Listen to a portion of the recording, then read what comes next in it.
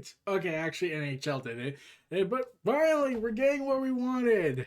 Mostly those who were wanting this everything to be well and have this glorious golden age of content rich happening to us, but tribalism completely ruined that fun. Oh god. So it's official. NXT is moving to Tuesday nights beginning April 13th. And oh god, we've been waiting for this. Oh man. Yeah, it was officially announced today that WWE's NXT brand will be moving to Tuesday nights, April 13th. And a published article on WWE.com, so this is confirmed after weeks upon weeks, probably to a month or two, a month and a half at best, where they were going ahead and giving all these, where reports came out that says that they're doing this, and they're going to probably do this, and they're probably moving, everything looks like to be in place. And then Impact announced it was moving to Thursdays, which was to be expected because NXT would probably kill it because they're not the same apex they used to be, or even when Immortal was destroying everything. Oh god. And last but not least, now you gotta contend with NWA stuff, so there's that. And like you could still make the argument, oh, it's still the Tuesday Night Wars now because AEW Dark, a YouTube show, is competing with live TV. Okay. So, yeah.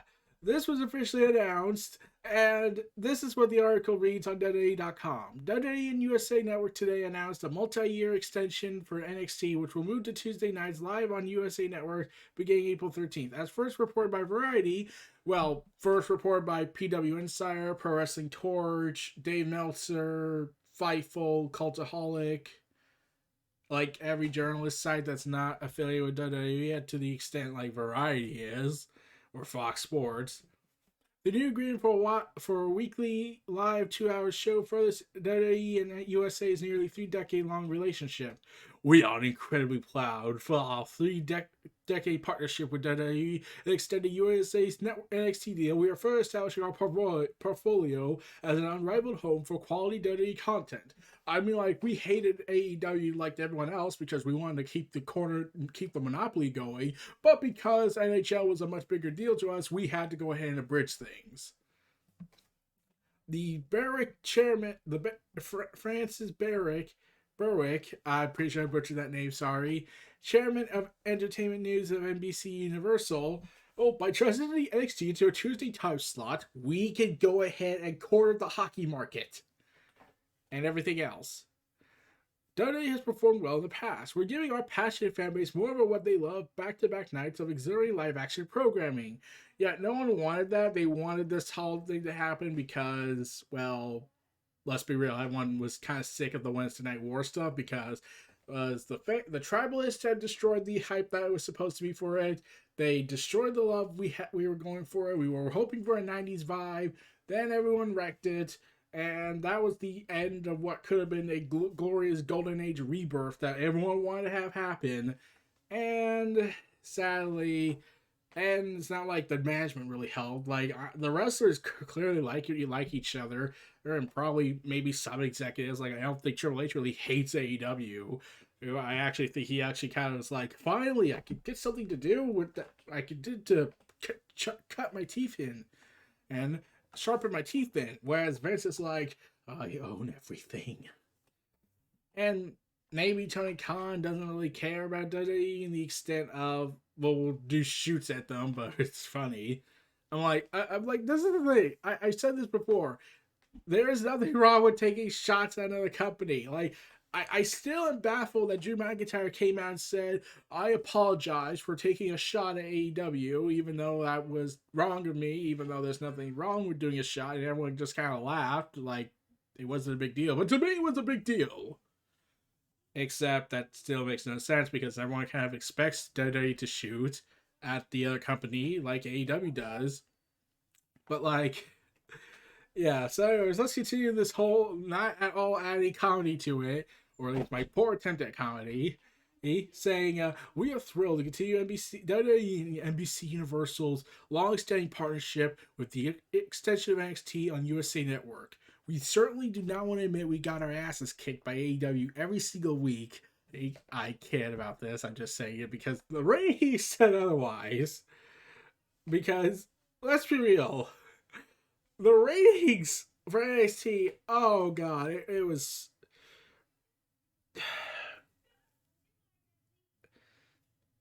Yeah, the ratings were bad.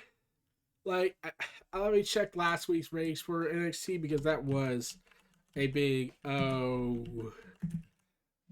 dear, that was bad.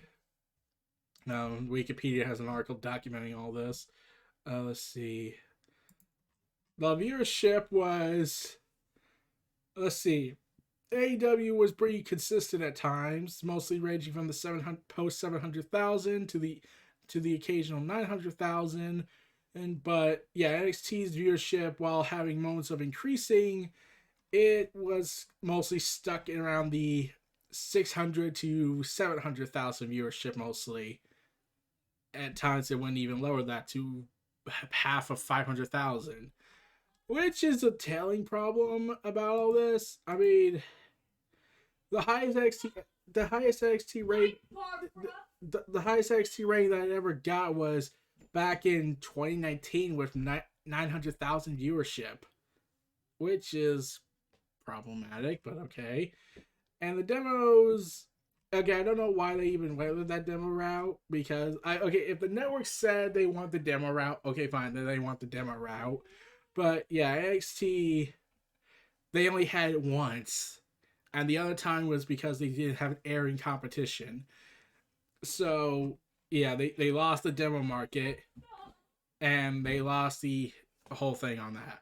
But yeah, so yeah, they don't want to say it that the like I know it's not AEW that made their move, but them boasting about how they did great viewership, except when it didn't.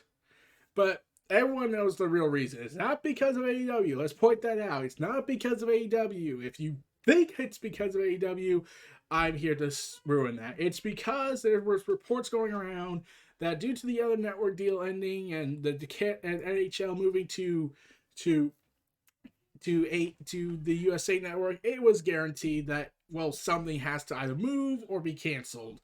And NXT was too valuable to cancel and put back on the network because Peacock's coming in to take over and subsequently whitewash the history.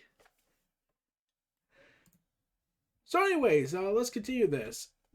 Since launching on network in 2019, NXT has lifted USA to rank among the top cable entertainment networks works in its regular Wednesday time slot. In 2020, the weekly block averaged 847 total viewers. Yeah, we're talking about, well, let's see, when was that? Let's see, the last time we got that amount was, let's see, the last time, 800, averaged, okay. That was 2019 for total viewership, but okay. Okay, so it could be. I'm not an executive. I don't know these network things. I'm just looking at the information I'm given, and so it probably because I did hear that they do like consistent viewership. It's different from there's a huge million viewership here, but then it just goes down to 800,000 or something. But for me, this has been a buggy thing. I think the viewership is much bigger. I genuinely think that. Mostly because the Nelson rating system still operates like it's the 90s. That's at least my viewpoint on everything. If it included streaming and if it included DVR more, I'm pretty sure they'd both be killing it with millions of viewerships. I'm like, not WWE's Raw or SmackDown levels. Like NXT's not there yet, and AEW's not there yet. I'm like, AEW probably could make it if they were to really put the marketing machine up, but yeah. So, and Super Tuesday special was even stronger, delivering gains of nearly 30% among the key 18 to 49 and 25 to 54 demographics.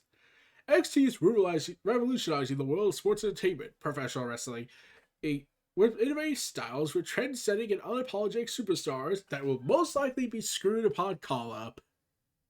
Including Finn Balor, who was called back to NXT because he didn't want to go back to Raw. It's Smile.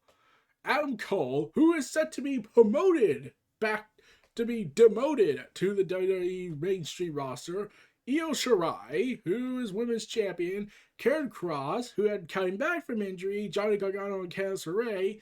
Gargano is someone that some people argue should be called up by now, but like, yeah, I hesitate to know what they would have done with him on the mainstream shows. At least he's leading a faction in NXT. I don't think it's really a guy that probably was guilty of something, but we can't. But there's no but the evidence is out. Anyways, the brand's diverse roster consists of elite athletes from NFL, Colgate. I'm pretty sure I butchered that. Amateur sports, MMA, international sports, such as rugby, and a bunch of other stuff. I'm like, that's true, but how about we say they also come from other promotions that we robbed and bought their companies, bought their top stars out. Like we stole Johnny Gargano from independent wrestling, we stole Finn Balor from Japan, we stole Nakamura. Like, just acknowledge the other companies exist. Like you've acknowledged New Japan. Like, you don't say New Japan all that much. You just say, oh, they worked in Japan. Okay, where? You're not gonna say it, are you? Look, we don't want to give free promotion to our enemies. Oh, don't worry. New Japan will screw that up when they went ahead and made that. Oh god, that butterfly design to the IWGP World Heavyweight Belt. Oh god, that's not getting popular. So, anyways, it is also the birthplace of more than 80% of the current roster, including Roman Reigns, the Tribal Chief, Seth Rollins, Charlotte Flair. Okay, so let's see. Roman Reigns is the Tribal Chief. It took him 6 years to finally get over with fans that he had to turn heel finally. Yay! Seth Rollins, who destroyed his reputation in 2019 and part of 2020 with the whole bootlicking attitude he was doing. Charlotte Flair, the Royal Blood. Bayley, who is not even set for WrestleMania, it seems so far. Sasha Banks, who is finally getting the respect she's rightfully earned after being given years of broken promises. Alexa Bliss, who's doing stuff for Bray Wyatt, who had to go through a rebirth process after multiple years of screw over since John Cena had to screw him up at WrestleMania 30. Bianca Belair, who's having a very odd build-up with Sasha Banks because they want to screw it up. The Street Profits, who I've completely forgotten about. Riddle, who went by Matt Riddle, but we have to act like his first name doesn't exist for legal purposes, even though that everyone remembers him more from Matt Riddle. And King Corbin, the guy we don't want to even talk about anymore. So yeah. Yeah, they're still going to say it's at the state-of-the-art Capitol Wrestling Center in Orlando, Florida, especially since NXT is kind of a hotspot lately for COVID cases. I mean, like, that was to be expected, sadly, because WWE has a really weird policy how they handle COVID. Like, there's rumors going around that TJP might be coming back because he showed a picture of a massive envelope document, which could either be legal documents about his time when he was still there, or they're trying to get him back because they want COVID deniers and science deniers there, because that was such a great idea. But yeah, NXT's moving to Tuesday nights, and not because of AEW.